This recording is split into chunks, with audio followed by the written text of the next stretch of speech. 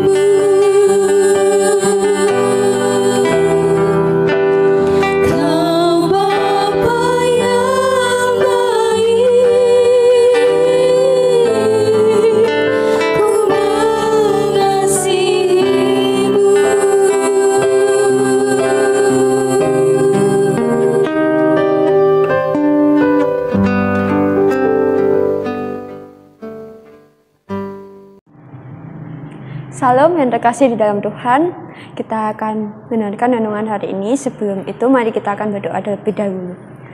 Bapa kami yang ada di surga, kami datang padamu mengucap syukur Tuhan atas berkat yang telah Kau berikan pada hari ini. Kami akan mendengarkan renungan hari ini, semoga yang hamba-Mu sampaikan ini bisa menjadi berkat bagi orang lain ya Tuhan. Hanya kepadamu Tuhan kami berdoa dan mengucap syukur, haleluya, amin.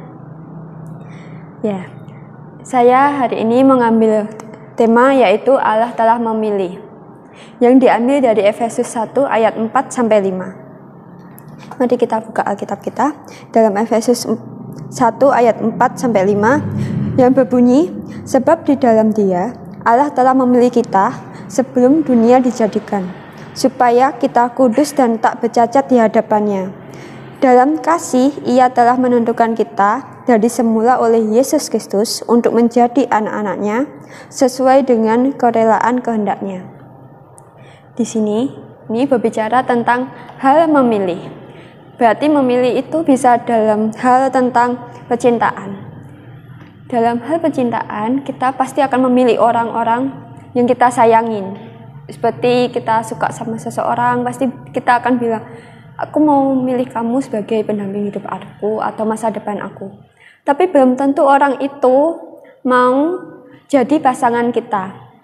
Bisa jadi orang itu mau menolak kita. Tapi kalau kita bisa mengenal atau bisa melakukan satu sama lain, bisa mengerti satu sama lain, bisa jadi mereka saling mengasihi. Bahkan bisa jadi mereka bisa menjadi hubungan yang baik antara satu dengan yang lain.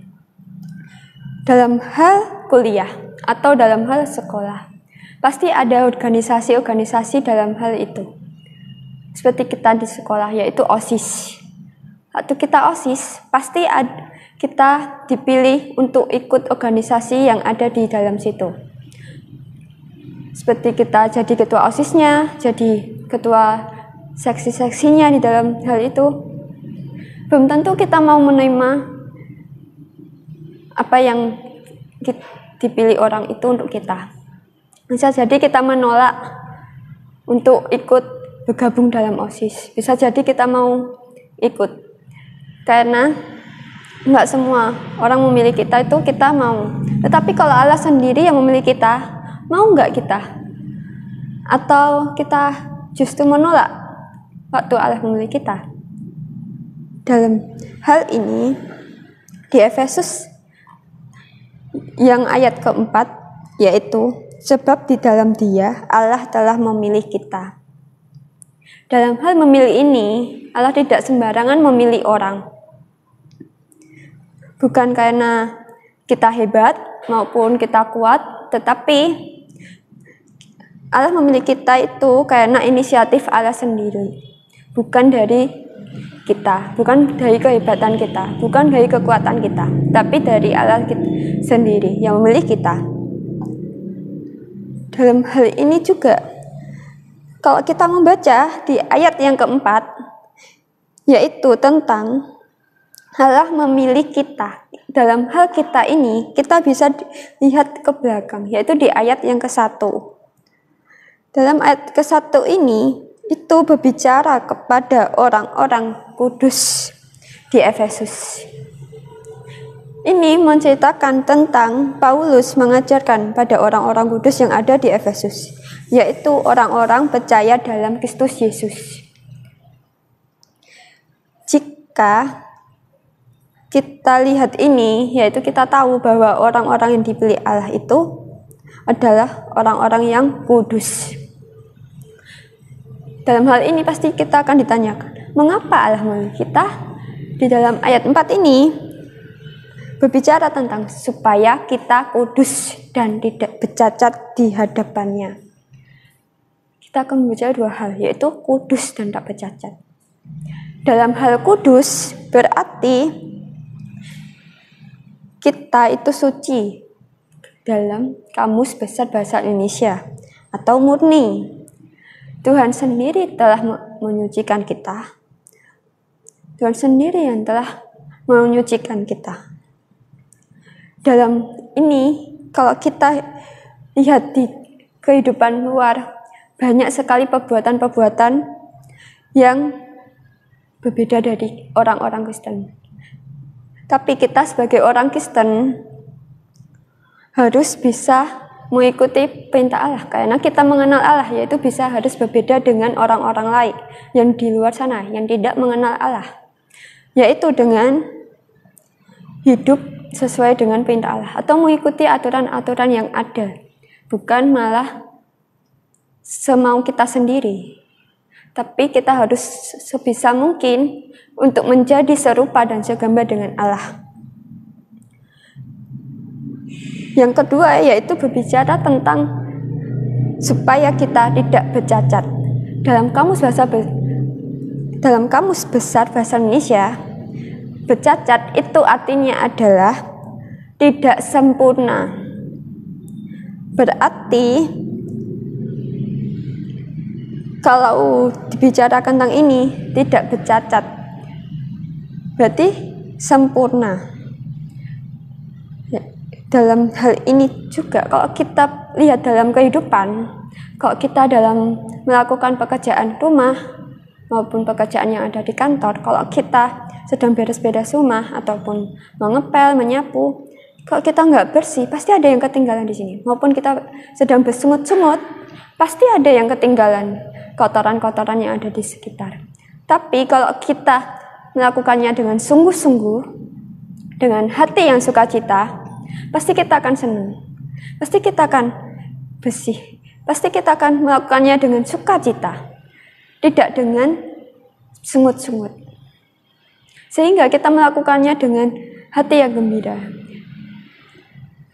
Itulah dalam kehidupan kita, agar kita bisa mempersembahkan tubuh kita ini yang tak bercacat ini kepada Tuhan yang telah memilih kita, supaya kita bisa dipakai oleh Tuhan untuk menjadi kemuliaan-Nya. Dalam hal kudus dan tidak bercacat, ini saling melengkapi dalam kehidupan kita. Kalau kita kudus, bisa jadi kita tidak bercacat. Itulah kehidupan kita. Dalam ayat yang kelima ini, yaitu berbicara, dalam kasih Ia telah menentukan kita dari semula oleh Yesus Kristus untuk menjadi anak-anak-Nya sesuai dengan kerelaan kehendak-Nya. Maksud dari ini adalah kerelaan kehendak-Nya itu Allah tidak asal memilih, tapi Allah memilih sesuai dengan apa yang Dia inginkan. Karena Dia tahu kita, Dia mengenal kita, dan Dia tahu kelemahan kita. Karena Allah itu adalah kasih.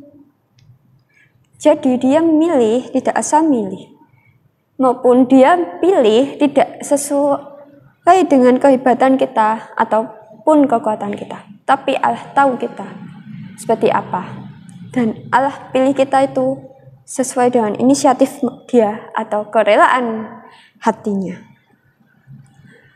Sebagai kesimpulan dalam Efesus ini, yaitu ketika Allah memilih kita, maukah kita untuk terus hidup kudus dan tak bercacat di hadapan-Nya?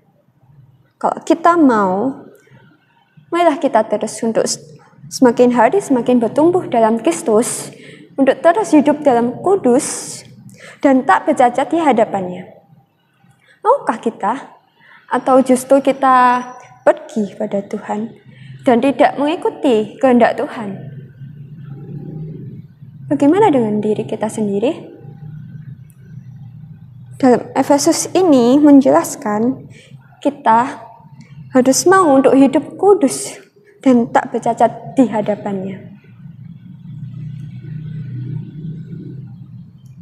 Inilah ajaran dari Paulus kepada orang-orang yang ada di Efesus yang hidup kudus. Berarti dia orang-orang yang percaya dalam Yesus Kristus. Untuk mengakhiri renungan hari ini, mari kita akan berdoa. Bapa kami yang ada di surga, kami datang padamu, mengucap syukur Tuhan, kami telah mendengarkan firman Tuhan hari ini. Semoga apa yang telah hamba-Mu sampaikan bisa menjadi berkat, dan juga kami semakin hari mau hidup kudus dan tak bercacat di hadapan-Mu, dan terus makin hari untuk mau memperbarui diri kita. Hanya padamu Tuhan kami berdoa dan mengucap syukur. Dalam nama Tuhan Yesus. Amin.